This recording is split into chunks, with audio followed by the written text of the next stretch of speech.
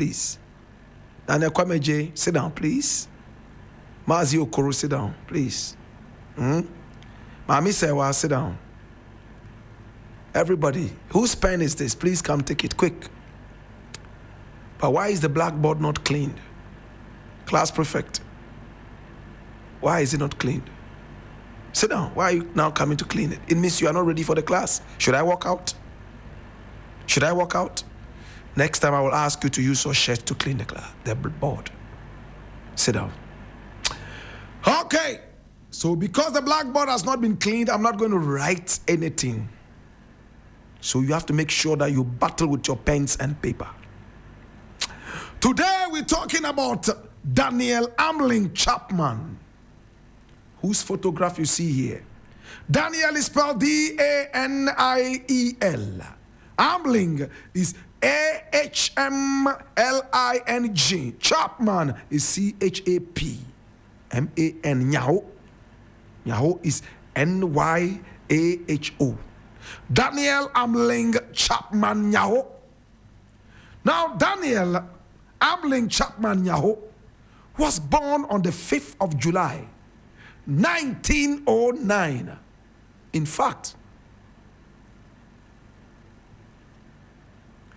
2.5 months before Kwame Nkrumah was born, he was a Ghanaian diplomat, a statesman, and an academic. In fact, he was the very first African appointee at the United Nations. This man you see here, he served as the secretary to the cabinet in the first Convention People's Party government, Nkrumah's government, which shared the colonies administration with the colonial government. He also served as Ghana's ambassador to the United States of America and Ghana's permanent representative to the United Nations. In 1958, a year after this country's independence, he became the first Ghanaian headmaster of Achimota College. Achimota College. The first Ghanaian headmaster of Achimota College. How many of you are from Achimota School? What? Look at the school. Beautiful. And I like where it is located, in the heart of the jungle. Sometimes I just drive around the school, get into the bush there, play soccer in the park. Look at it at night. Jesus. The first headmaster, Ghanaian, of Achimota School is the man we're talking about today. Daniel Ahmling Chapman Nyaho. Okay. He was born in Keta. And Keta is a town in the Volta region of Ghana. He had his early education at Keta, and then he moved to Togo. He entered Achimota School to train as a teacher through unusual circumstances and taught at the same Achimota College prior to entering Oxford University for his bachelor's degree. He studied both in Ghana and in Togo. He spoke Ewe fluently. All the way from Keta, he found himself at Oxford University for his bachelor's degree, and he returned as a senior tutor at Achimota College. Oh Lord. And there he took on other roles. My brother, my sister, Daniel Ahmling Chapman Nyaho. He developed a strong interest in the socio-political situation of the people of his hometown and the Ewe ethnic group at large. You know what he did? He advocated. In fact, he stood for the unification of the Ewe people who had been dispersed into different colonial administrations by the colonial powers of the time, some in Togo, some in Benin, some all over the place. He was an Ewe man who wanted to see a United States of Ewe land. He wanted to see every Ewe come together and unite. Jesus have mercy. And he encouraged the speaking of Ewe fluently, the writing of Ewe. He encouraged people to stand by their culture That was what he did. Then he became the founding member of the All Ewe Conference. AEC. All Ewe Conference. And he served as its first secretary. Eish. But it was around this time that the United Nations appointed him, and he became one of the earliest Africans to serve on the world's most powerful intergovernmental organization, the first of its kind from Ghana. That was where the AEC started wavering and getting diluted. If this man had not been called to the United Nations today, we would have had the United States of Eweland. My God. All Ewes would have been one. He advocated for that. My brother, in 1954, Chapman returned to the Gold Coast to work as secretary to the then Prime Minister of the Gold Coast, Kwame Nkrumah. Nkrumah loved his brains. Ha! He served in that capacity until independence in 1957, when he was made Ghana's ambassador to the United States of America. And while serving in that post, he also doubled as Ghana's permanent representative to the United Nations. Oh, and then he had to exit from Achimota College in 1958. And Achimota started to cry. Oh, Chapman, he was such a great man. The first black man, first Ghanaian to be headmaster of Achimota College. My brother, my sister, see what he did next. When he left Achimota College in 1958, he returned to the school as its first Ghanaian and African headmaster. After the last expatriate left. So when he had left, he was told that the expatriate, the last one, was going away because independence had come. So from the United Nations, though he left Achimota, where he was a teacher, he returned to the school and became the very first Ghanaian headmaster. Is it confusing, students? No, it's not. My brother, my sister, he was first a teacher, and then he returned there as the headmaster after the last white headmaster left.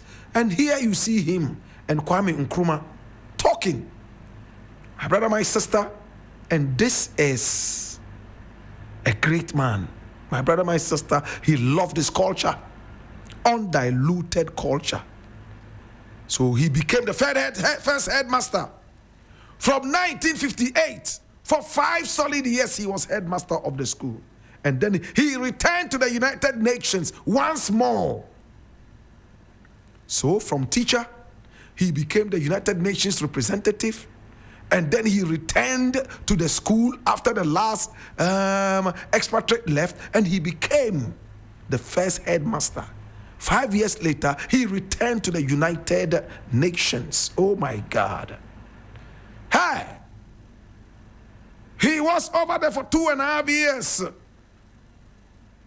serving in several other boards because Nkrumah trusted him until the 1966 coup. And then he was removed.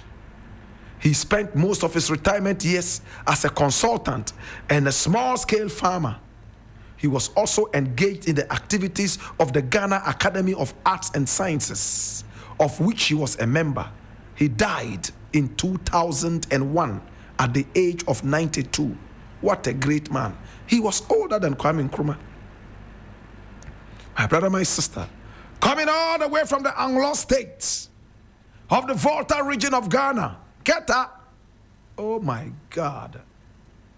My brother, my sister.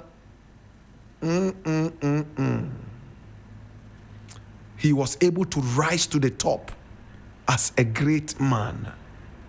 My brother, my sister. He was a grandson of Sopui, chief of Jelukope.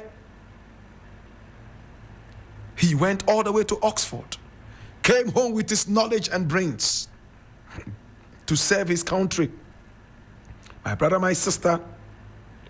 Yes, in 1919, he spent the school year in Lomé. My brother, my sister, where he went to school for just 1 year and then returned to Ghana, Keta, to continue. Today, we remember this great black man. In fact, we remember this great black man who was so inspired by Kwejir Agri, a one-time teacher of the Achimota school, who also taught Kwame Nkrumah. Jesus. His admiration for this man was the reason he went to school at Achimota and returned to Achimota several times. Today we remember you. In fact, even though he had admission in several schools, in his own handwriting, he wrote, "Dear sir, I wish to go to Achimota school. If you send me, I will work very hard." And this he sent, my brother, my sister, to the powers that be. Today we remember you, Papa. Papa, why be? You served as a teacher. You served as a diplomat. You also served as an advocacy leader. You loved tradition and you loved humanity. Power never changed you. You rather taught people how to handle power. Today we remember you. He died.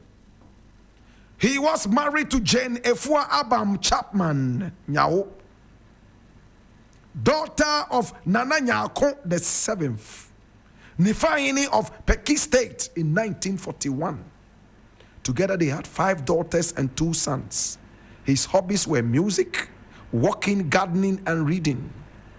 In fact, on his 90th birthday, KB Asante, the former Ghanaian diplomat and one of his former students at Achimota School, eulogized him when he wrote, "The masters and mistresses in those days entertained students to lunches and teas. Now and again, they did not give you extra coaching for a fee. Rather, they opened your mind with broad discussions and fed you as well." Daniel Chapman would say, "Eat. You won't get this in the dining hall. It is butter, not margarine." He told us stories about Oxford, which whetted our appetite for learning. He constantly encouraged you and gave the impression that he was exploring the path of knowledge with you. He was genuinely delighted when you did well. As he often put it, "If you do not do better than me, then I have failed." Oh my God. KB Asante today is not with us, but this was what he wrote about this great man we are talking about today. He died on Friday, the 30th of July, 2001 at the age of 92. And he was scheduled for burial on Saturday, 11th August 2001 in his hometown, Keta. My brother, my sister, on the 10th, there was a state burial for him in honor of his great achievements at the forecourt of the State House in Accra. He was laid to rest with military honors at the Osu Cemetery. So he didn't get to be buried in Keta. And present at the ceremony was the president of Ghana then, John Ejokum Kufuor, his vice president, Alu Mahama, former president, Jerry John Rawlings, and his wife, Nana Konedu Ajiman Rawlings. My brother, my sister, several ministers of state and others all attended, including members of the Achimota School and students. Today we remember this great man. Today we remember you, Papa. He won so many awards and honors. In fact, a very long list of them. My brother, my sister, today we remember you. We say Papa dem refer be what yeah, Papa Daniel Ahmling Chapman Nyaho. Baba now. Baba now. Baba now. Oh, Baba now. Baba now. Oh. Mauna irao.